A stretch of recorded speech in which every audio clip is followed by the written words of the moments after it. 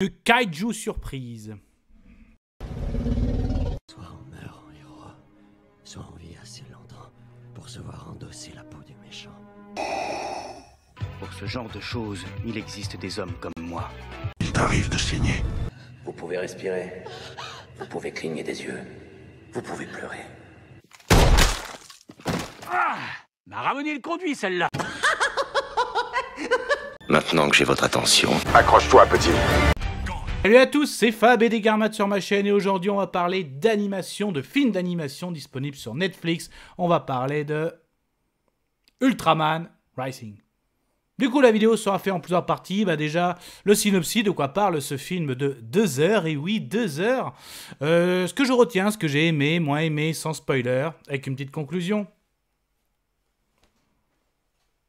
Go!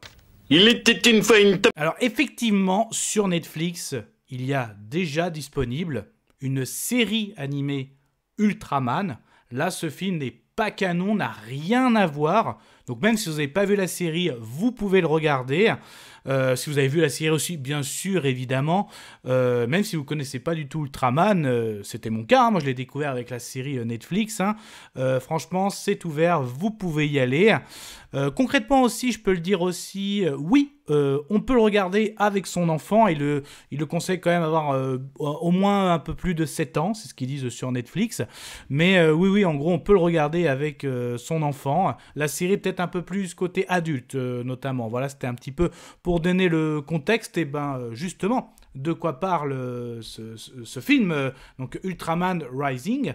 Donc du coup, un petit peu comme dans la série, nous sommes au Japon et dans cet univers, c'est de la science-fiction. Donc le Japon est des fois menacé par des kaiju, tous ces types de monstres qui peut paraître au premier abord assez effrayants et pour l'homme en fait un ennemi. Bon, mais ils ont un héros qui est Ultraman, donc un héros qui a des pouvoirs là, qui grandit en gros de taille à pouvoir lutter contre ces kaiju.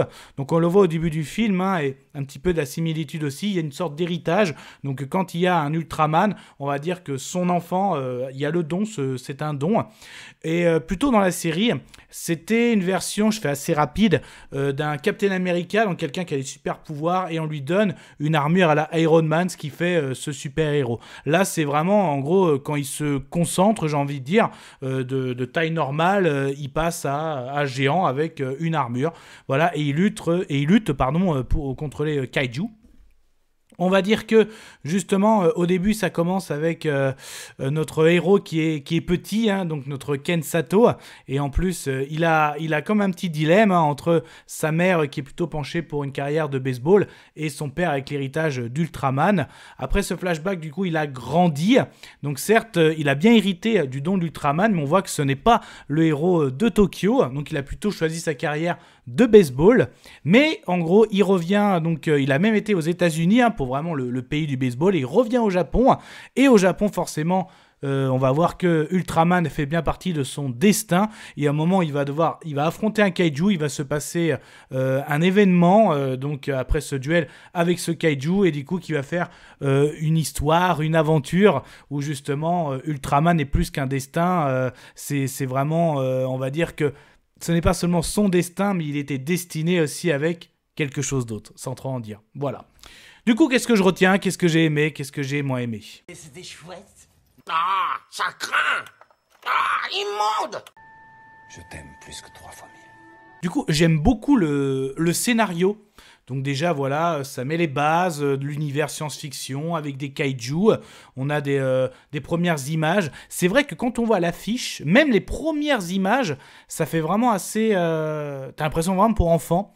Et puis non, après, vraiment, ça évolue et c'est bien pour les deux. Donc les enfants, ça va leur plaire, s'ils aiment les monstres, tout ça. Mais les parents aussi vont voir, il y a plusieurs messages aussi que nous, les parents, on va voir, peut-être pas les enfants. Donc en fait, je vous rassure, c'est vraiment, ça peut plaire aux deux. Là-dessus, après, ça reste que mon avis aussi. Il faut aimer aussi tout ce qui est SF, Ultraman, Kaiju, bien sûr, évidemment. Si vous aimez ça, En tout cas, même avec des enfants, ça peut vraiment plaire. Et donc justement, on a ce petit garçon hein, qui est fan d'Ultraman. Ultraman est un héros très connu au Japon. Et justement, ce petit destin entre est-ce que tu préfères le baseball, un peu comme maman, qui est vraiment une grande fan de baseball, ou papa, hein, vraiment, qui l'entraîne presque à devenir Ultraman. Après, flashback, notre petit garçon est vraiment un jeune adulte. Hein, donc, et en fait, on a bien vu qu'il a choisi la carrière parce qu'a proposé sa maman. On va vite apprendre aussi que sa maman a disparu. Hein, il y a des circonstances un peu bizarres. Mais il a choisi la carrière américaine où il est devenu une grande star de baseball.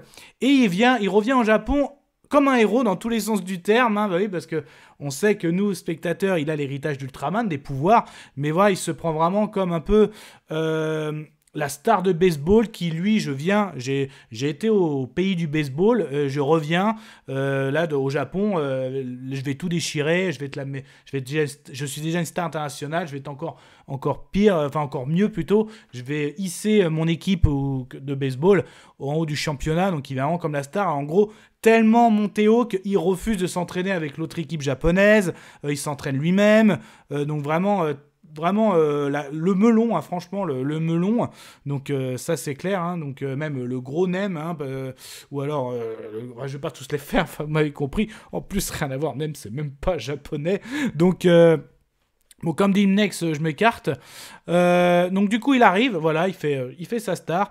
Et en plus, justement, comme il a refusé en gros l'héritage d'Ultraman, il a quand même les pouvoirs, mais il n'est pas reconnu au Japon comme l'Ultraman comme il y a eu dans le passé. Mais il décide quand même, quand il y a un kaiju qui arrive, il se transforme et il se mêler. Et il y a une unité anti-kaiju. Et eux, justement, même eux le reconnaissent pas. Ultraman n'avait pas été reconnu par les autorités japonaises. Mais voilà, il veut vraiment jouer sur les deux terrains. Et là, justement, un truc qui est assez sympa, donc c'est quand même un mini-spoil, parce que c'est surtout pour expliquer l'affiche ou ceux qui ont vu la bande-annonce. Donc, comment il va affronter un kaiju. Ce duel va ressortir qu'en fait, le kaiju était en train de protéger un œuf, et oui, en gros, et c'est la première fois, et c'est ça que j'ai trouvé assez intéressant, que notamment dans cet univers, on a un bébé kaiju, donc au moment où Ultraman récupère l'œuf éclore, et pour lui, sa première vision, un peu comme à la Jurassic Park, la première chose que je vois, c'est ma maman ou mon papa, bon là, ça va être mon papa, et donc là, justement, le kaiju... décède et il va se retrouver à élever ce kaiju, hein, donc c'est marrant parce que là on va le retrouver vraiment dans une paternité, et ça j'ai trouvé ça très très cool, et à la fois on va voir qu'il va avoir du mal à gérer son côté star de baseball et paternité, et aussi héros, hein, parce qu'il va se mêler à ça, donc c'est vraiment très très sympa, il y a plein de scènes très très touchantes entre le père et la fille. Bah oui, c'est une fille, hein, oui, j'ai fait un petit spoil aussi sur notre bébé kaiju, donc c'est vraiment top. Au début on voit qu'il essaie de la nourrir, mais, voilà, mais il trouve pas, et là il va trouver, et après à un moment ça va tellement grandir que va falloir l'entraîner, hein, parce que le seul moyen aussi dans cet univers, on sait qu'il y a des kaiju, mais on les a jamais vus en tant que bébés. Il y aurait bien Iceland Kaiju, donc une île de kaiju, mais on ne sait jamais d'où viennent ces fameux kaiju, elle n'a jamais été repérée. Et là, justement, l'antagoniste fait partie de l'unité des anti-kaiju. En gros, c'est quelqu'un de vengeance qui a perdu sa femme et son enfant par le passé, hein, mort par une attaque de kaiju. Donc lui, ce qu'il voudrait, c'est trouver cette île et détruire tous les kaiju. Et on se rend compte aussi que Ultraman, lui, ne veut pas vraiment, le Ultraman de ce film, ne veut pas détruire les kaiju. Il veut instaurer l'équilibre, hein. Les kaiju sont des êtres comme les autres. Ils veulent soit se nourrir, ou soit peut-être s'accoupler ou défendre un territoire, un petit peu comme on a connu dans d'autres films, séries bien connus sur les kaiju. D'ailleurs, il y a beaucoup de références, notamment référence à Kong, où on le voit grimper sur un bâtiment, la protégeant, parce qu'à un moment, cette petite s'échappe, du Godzilla évidemment, même dans le duel Kong versus Godzilla, on a vraiment un énorme saut de notre Ultraman face à un kaiju. On a même... j'ai même cru voir des petites statues de tortues comme Gamera, même au niveau des jeux vidéo. À un moment, il y a du Pac-Man, il y a même du Sonic, il y a même du Mario. Il y a plein de références dans l'univers de jeux vidéo japonais, kaiju. Donc franchement, on voit que scénariste, réalisateur, au niveau de l'animation, a bien mené ça. D'ailleurs, au niveau de l'animation, c'est pas mon préféré, mais je trouve qu'il est pas mal dans le terme de science-fiction. C'est un peu du même style que Star Wars, ou encore Jurassic, Colo du Crétacé, ou encore plus récemment Théorie du chaos. C'est pas ce que je préfère, mais là, ça passe bien pour un terme SF.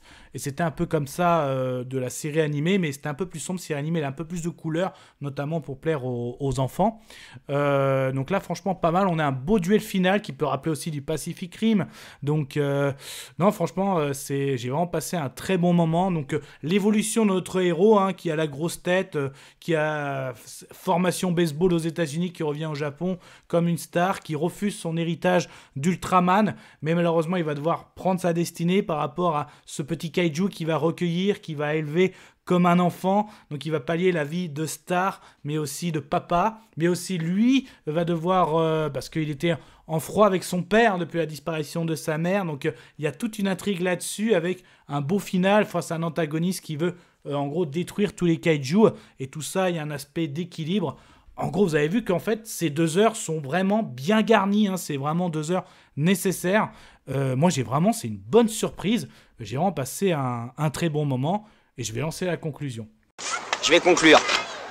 Conclusion de ce film, j'allais dire kaiju, oui, il y a du kaiju, Ultraman Rising, justement une kaiju surprise. Moi, j'ai beaucoup aimé. Déjà, la série, j'appréciais bien, mais là, le film, j'ai vraiment beaucoup apprécié. Je trouvais que la série était plus centrée sur une invasion extraterrestre, et là, on est vraiment complètement sur du kaiju.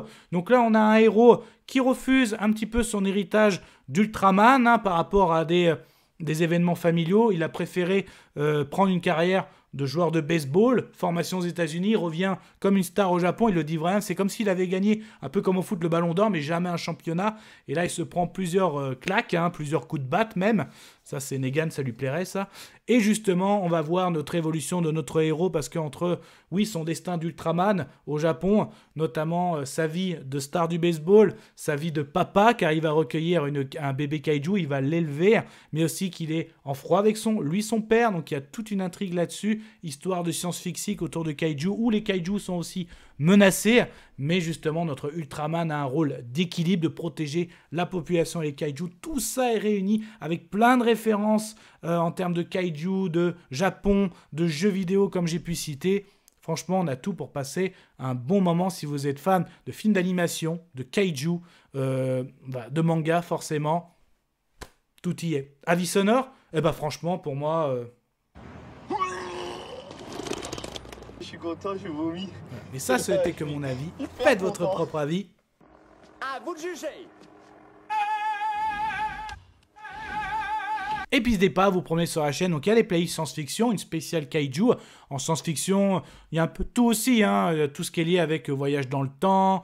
Il y en a même une spéciale dinosaure mégalodon, une spéciale cyber, IA, robot. Il n'y a pas que de la SF, hein. On a aussi de la fantasy, de la fantastique. En tout cas, si ça vous plaît, ce type de vidéo d'avis sur films, séries, que ce soit animation, live action, n'hésitez pas à vous abonner. Ça ferait extrêmement plaisir de liker la vidéo si ça vous a plu. Et puis sinon, prenez soin de vous, que ce soit devant les plateformes de streaming, tout type d'écran, DVD, Blu-ray, toile de cinéma. Du coup, Ultraman, est-ce que vous avez vu la série sur Netflix ? Est-ce que ça vous a plu ? Est-ce que vous découvrez Ultraman par le biais de ce film, ces séries ? Est-ce que vous connaissiez aussi le manga ? On peut le parler justement, ceux qui ont vu le manga, est-ce que vous avez aimé aussi les adaptations Netflix ? On en parle ? Kenavo ? Je vous souhaite une agréable soirée. Désolé pour le bordel. Au revoir.